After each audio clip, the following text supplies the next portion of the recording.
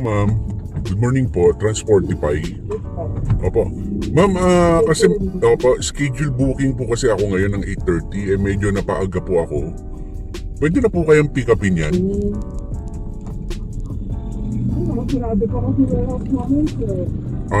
Okay. So talagang 8:30 po. Ma'am, may question lang po ako kasi itong booking na to dadaan po ng toll fee. ng SLEX. So yung may toll fee po ito, kanino po kaya sisingilin? Opo. Sige po ma'am, mga 8:30 po. Opo. Pick up. Okay, sige po ma'am, thank you po.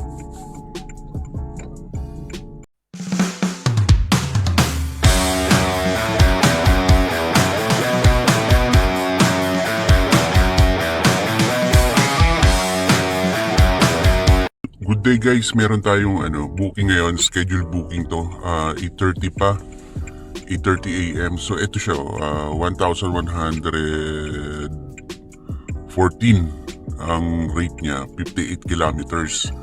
So nandito lang to manggagaling sa may Roosevelt, tapos going sa SM Dasmariñas. So guys, hindi siya regular booking. Hindi pala siya business program, regular booking lang siya. So ang characteristic niya, yan, special help. Tingin ko to sa RDU to ng SM kaya may special help to So sana wag lang masyadong matagal yung paghihintay natin dun. So yan guys, ang i-collect natin sa customer is 1,415. Pero in reality, ang mapupunta sa atin is 1,114. So yung commission na yun, ibabawas sa wallet natin yun. So yan yung laman ng balance natin ngayon sa wallet is 874. Tapos ito, 300. Yan ang minimum maintaining balance ni Transportify. Guys, nandito na tayo sa warehouse. Hinihintay na lang nating ma-load, nakapasok na tayo.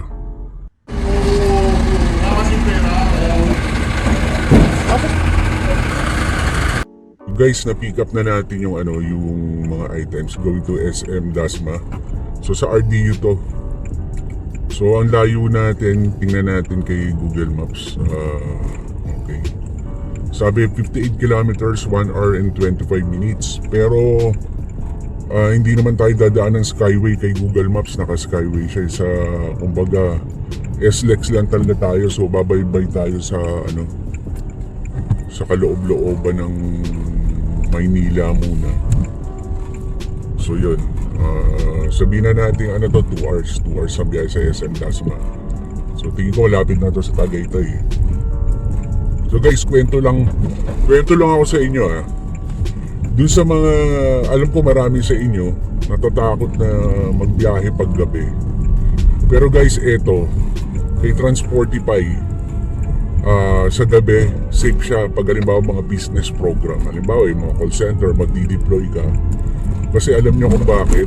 Kasi pag business program, alam mong company yung pagkukunan mo ng mga equipments or papadala.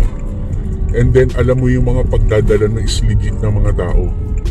Halimbawa sa mga bahay talaga, alam mong yung taong yung ini-expect nila yung produkto na yun. Kumbaga may proof.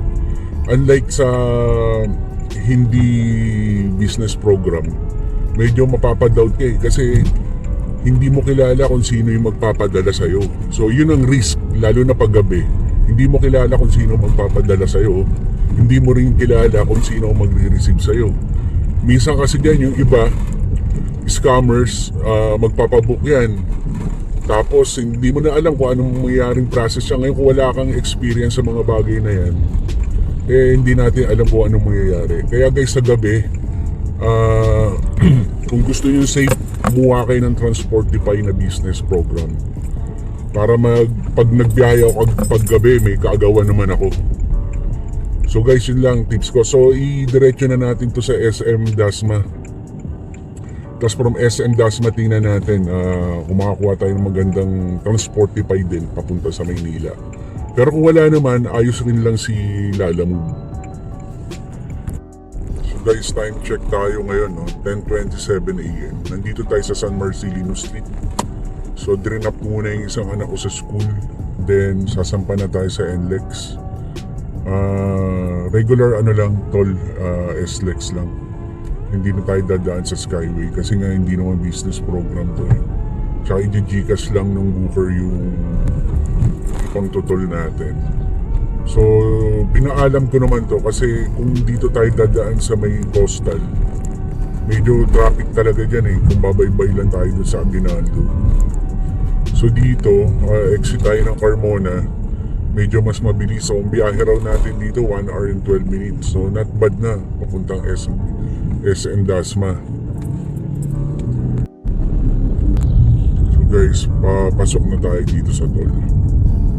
So, sabi kay Google Maps, meron tayong 22 kilometers dito along SLEX. Tapos 59 minutes pa bago makarating sa SM Dasma. So, darating daw tayo ng 11:53 AM.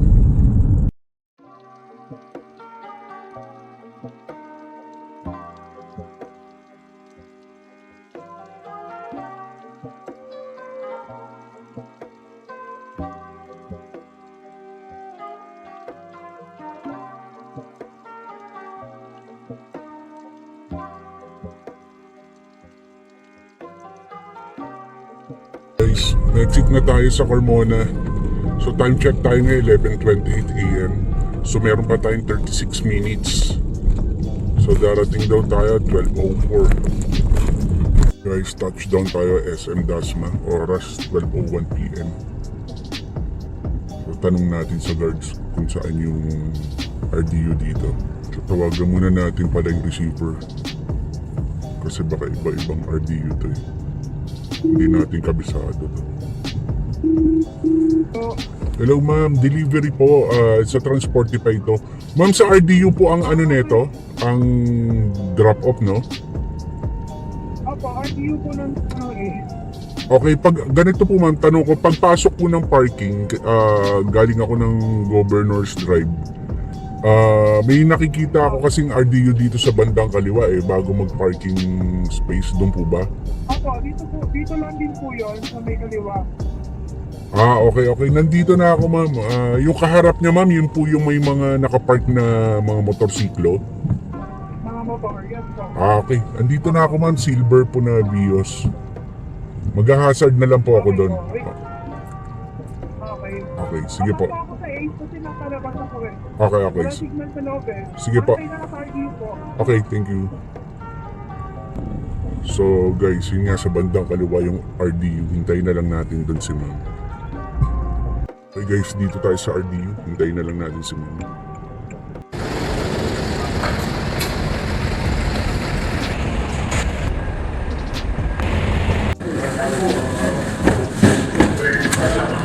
Okay na ma'am, kunin ko na ha. Guys, tatawagan natin yung booker. I-Gcash na yung nagastos natin sa toll fee. So labas muna tayo rito, nagpapasukan na yung mga truck, baka maipit tayo. Guys, nakita nyo na naman yun kung gaano ka-importante yung cart. So bumaba si ma'am, sabi niya nagulat siya, nilapitan pa nga yung isang truck eh. So first time daw to na yung company na yun nagpa-deliver sa sedan. Then bumaba siya, wala siyang cart. Namumroblema siya saan siya manghihiram. Then buti na lang may dala akong cart na napahiram ko si ma'am. Mag-isa lang siya eh. So tinulungan ko na lang siyang iangat dun sa mismong RDU. So napaka-importante talaga ng cart. So kay Lalamove, kahit na hindi naman niya nire-recommend ni Lalamove bumili, pero kung gusto niyo ng convenience talaga, importante talaga may cart kayo guys. Malaking tulong, malaking ginhawa. Biruin nyo kung walang cart yun at babae siya, malamang ako nagbuhat nun hanggang doon sa taas, sa rampa. Medyo malayo-layo rin yun. Tingnan nyo guys, maganda talaga meron kayong cart. Ako meron na akong cart, tapos meron pa akong trolley. Kasi ayoko talaga magbuhat ng mabigat eh. Sumasakit balakang ko. So guys, tinext ko na lang yung booker na ipadala na lang dun sa Gcash natin. So mag-open tayo ng app sa Transportify. So okay, ka-open lang natin, bagong kumpisal pa rin. Walang kasalanan, linis na yun. SM Dasma.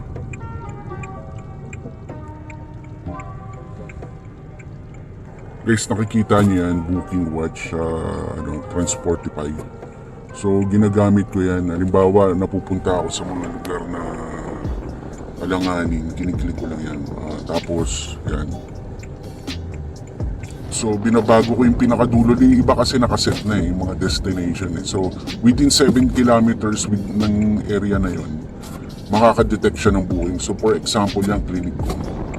So, papalitan natin ng SM Dasma yan. Ayan. So isi-set pick up mo lang siya dyan. So naka-set pick up siya. So within 7 kilometer radius na may nag-prompt ng booking, makikita nyo yan guys.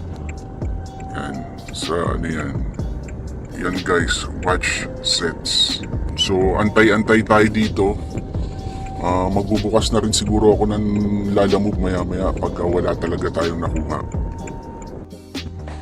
Mayra papunta sa Tagaytay.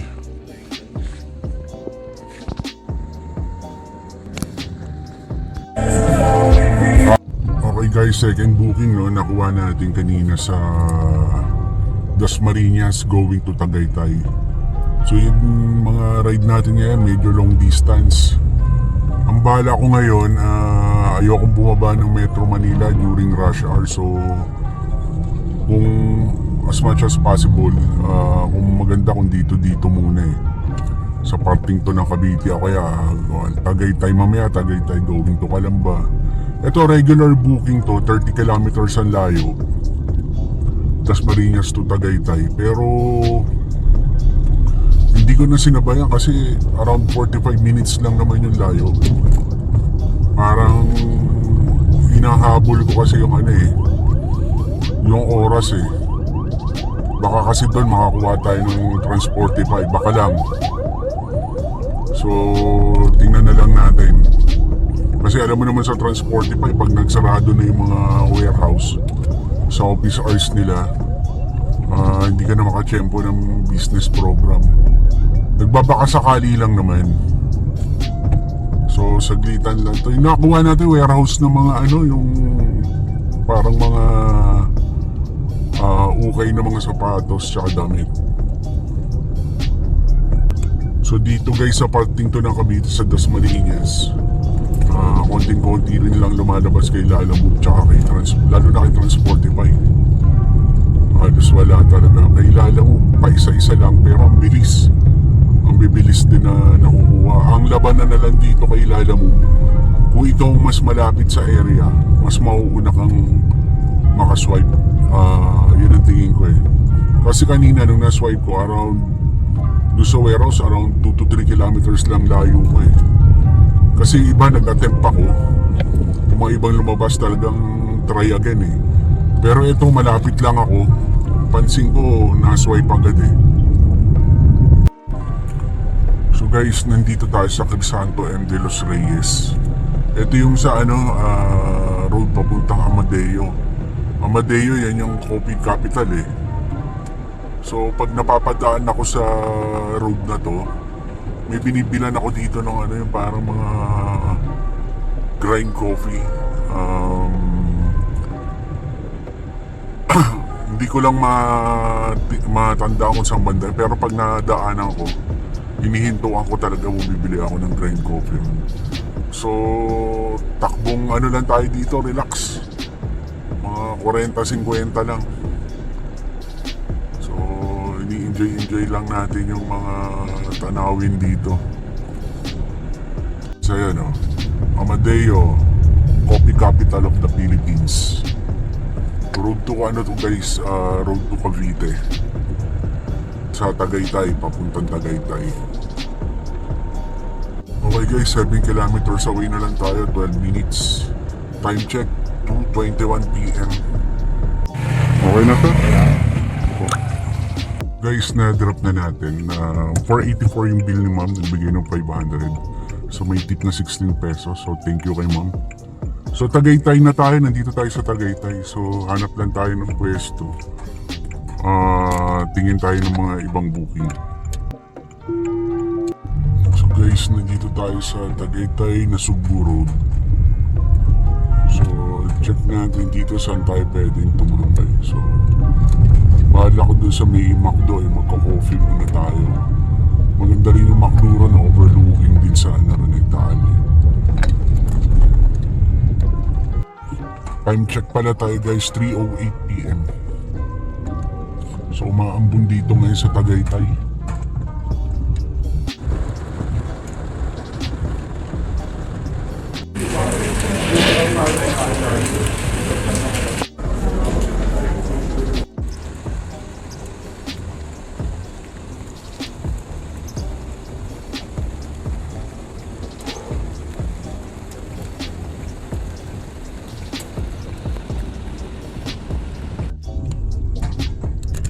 Guys, pagpabiyahe nga pala kayo ng malayuan guys, siguraduhin nyo lang na ano guys, dalawa yung SIM ng magkaibang network. Kasi tulad ngayon, yung dito SIM ko, bagsak na bagsak ang signal. Pero yung Globe SIM ko, malakas ang signal. So para hindi kayo magka-aberya sa mga Google Maps nyo, tsaka hindi rin kayo mahirapan kumuha ng booking, dapat talaga dalawa yung SIM card na ginagamit niya magkaibang network, yung may data.